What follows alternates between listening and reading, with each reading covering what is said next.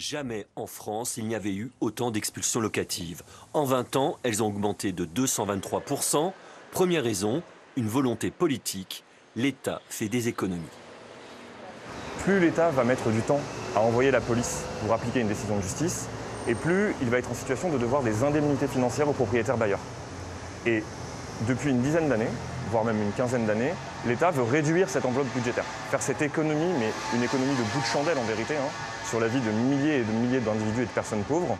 Deuxième raison, les effets de la loi Kasbarian-Berger, votée en juillet 2023, prévue contre les squatteurs, elle a facilité les expulsions.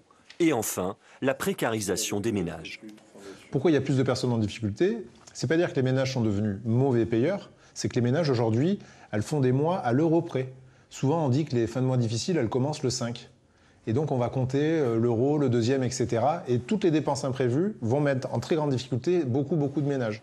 À ces difficultés financières s'ajoute un marché immobilier devenu inaccessible pour les plus vulnérables. Ceux-là, ils sont évincés du parc privé. Voilà. Donc ils ne peuvent aller que dans le parc social, qui est saturé. Du coup, voilà. Donc là, dans 3 ou 4 ans, on aura nettoyé complètement le parc privé des logements à loyer abordable. Il ne restera que les loyers chers, que les logements chers ou les taudis. Les associations n'hésitent pas à parler de locacide. Elles pointent les conséquences désastreuses pour la collectivité. Elles demandent plus de moyens pour aller en amont vers les ménages les plus fragiles.